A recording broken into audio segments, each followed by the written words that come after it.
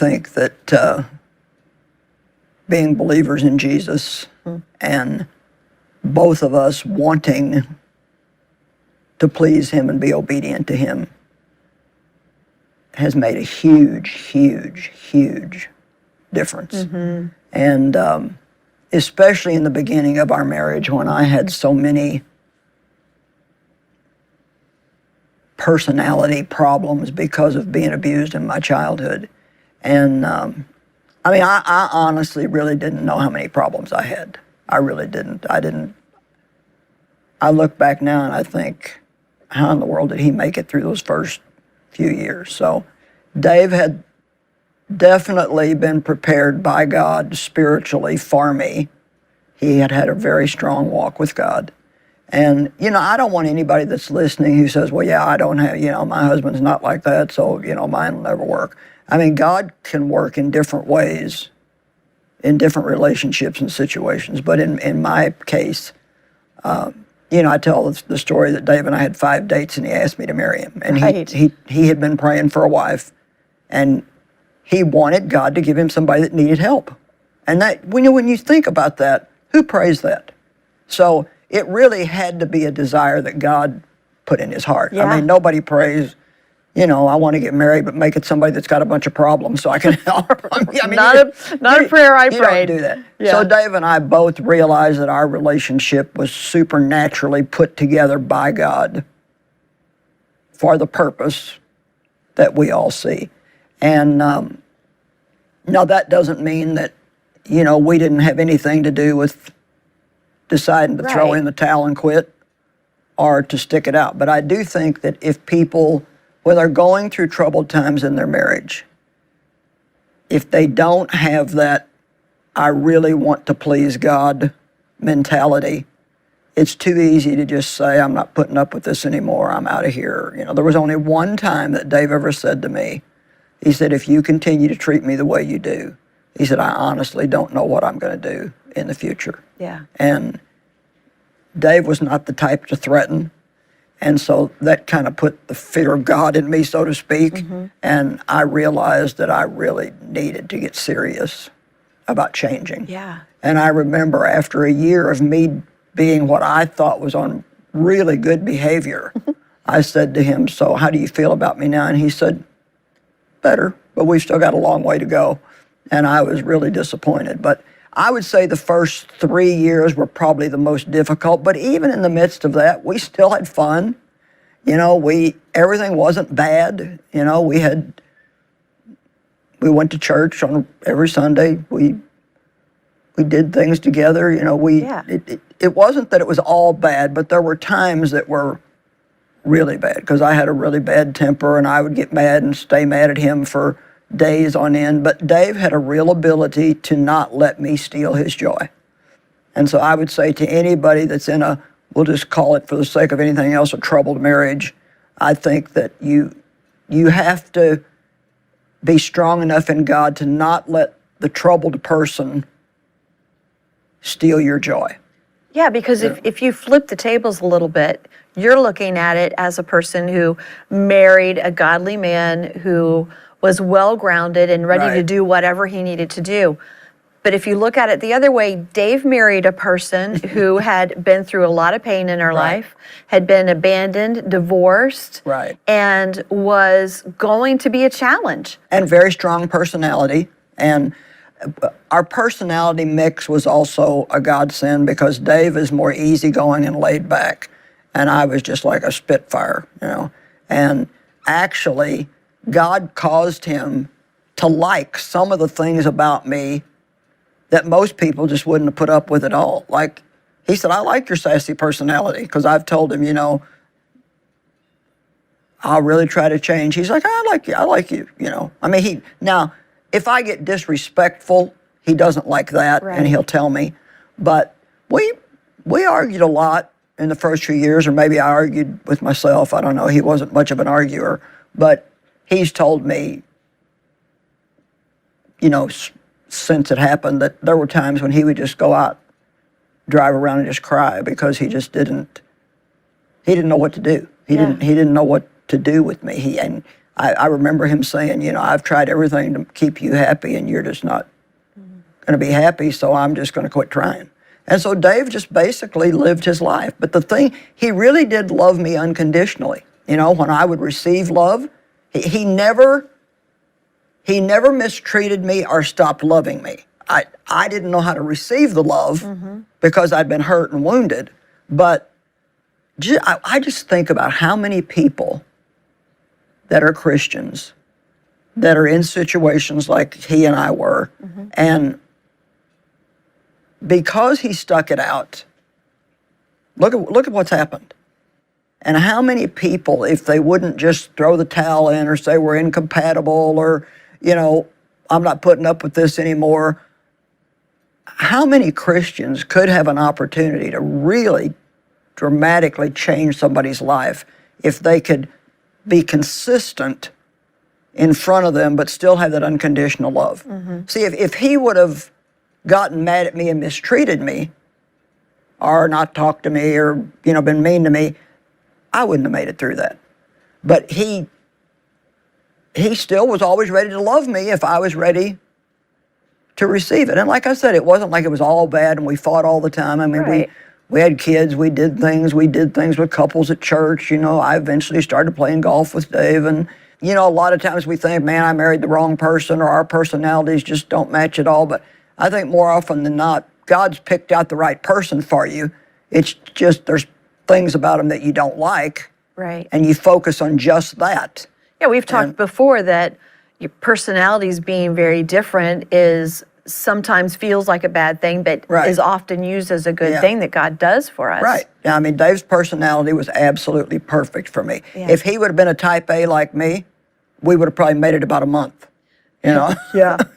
And I think God, he gives you somebody that's different than you are because you kind of fill up each other's weaknesses. Yeah. You know, Dave sometimes needed me to put a little fire under him. He needed to hold me back a little bit. And let's fast forward past those years where, you know, you went through that really difficult time in the beginning and God began to work on both of you and shape you and pull you together, and I'm sure sometimes pull you apart.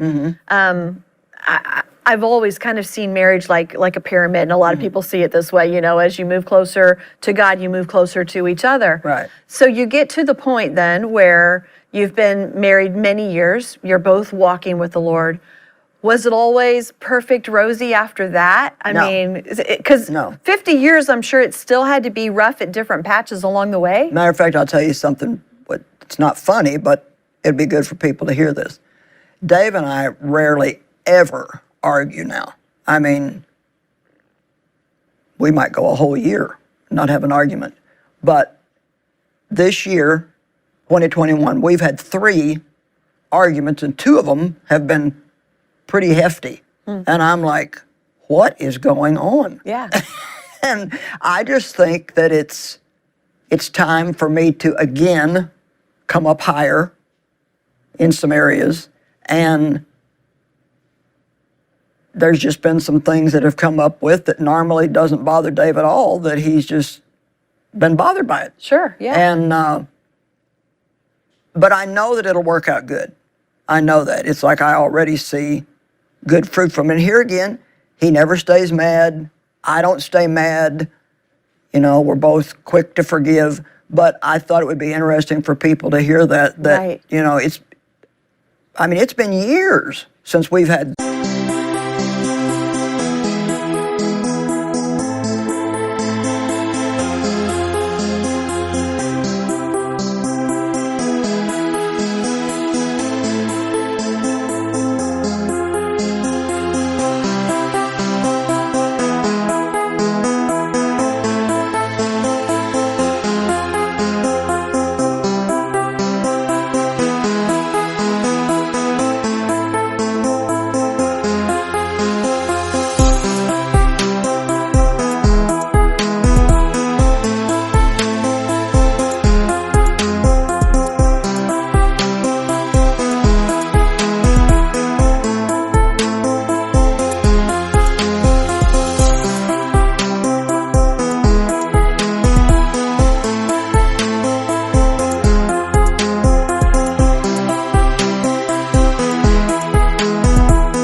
that many arguments that close together. It's just like, And I know you guys. So Yeah. for you to call them arguments, they Yeah. probably really are. yeah, they were. Because, there are a lot of little things that we all have together. Yeah. But it's encouraging to people, I think, to hear that, okay, it's been over 50 years and you still have things to work through together. Now, Dave would probably say we didn't have an argument, but we did.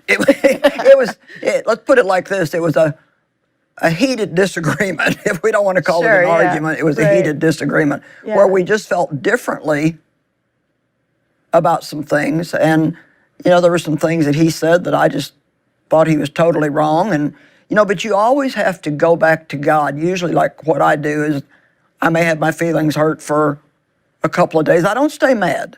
I've got more spiritual wisdom than to stay mad, because I know that opens the door for a devil, and God always gives us both the grace to forgive. And he said, even the last time this happened, he said, I'm not mad at you. He said, I just feel like this needs to change. And, at first I just didn't get it. I mean, I just didn't see it. And then, but if you ask God, is he right? Or is she right? A lot of Right. times he said to me, you need to see this from my vantage point.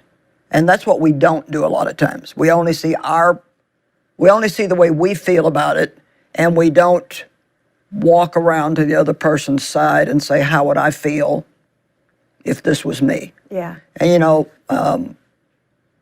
but like I said, that just rarely ever Yeah. happens. And I do believe that if we let it, when there is confrontation in a marriage, I do believe that if we let it, it can work out good, and everybody can learn something from it, and we can go on and be happy.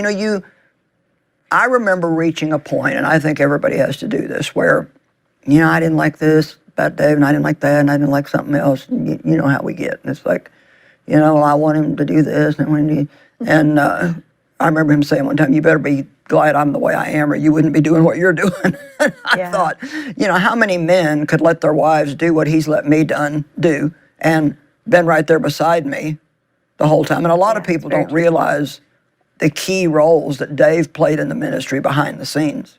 He worked very hard, and so Yeah. he's had a big role in this. And, I It was just, very supportive all the way. but he was very supportive all the way. He always sits and listens to me. He always, laughs at my same stories all the time. And he said they're funny every time. He said, even though I've heard you, so God has definitely anointed him for his role in the ministry. And just like he's anointed me. But I was going through this time, I wish Dave would do this.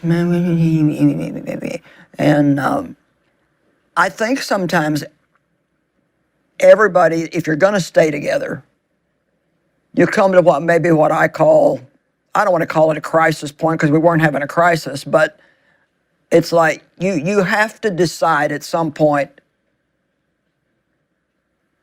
I'm sticking with this forever, Right. Yeah. no matter what, or if they keep doing this, I'm out of here. If they keep doing that, I'm out of here. If they keep doing that, I'm out of here. You have to be really fully committed.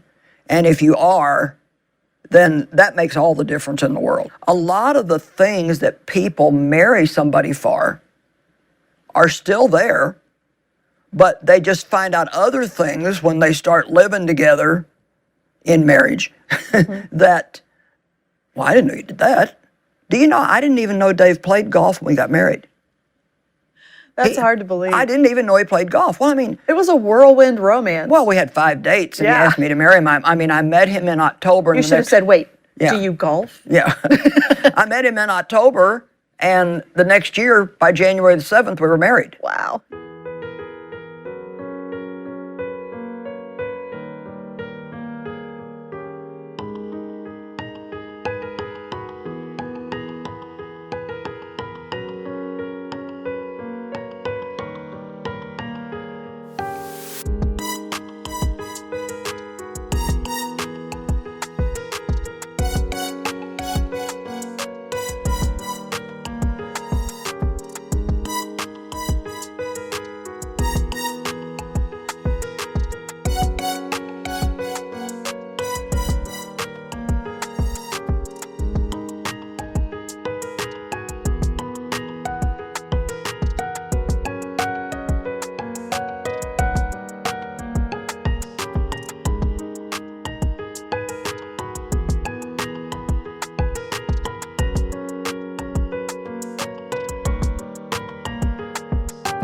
So it was very, very quick.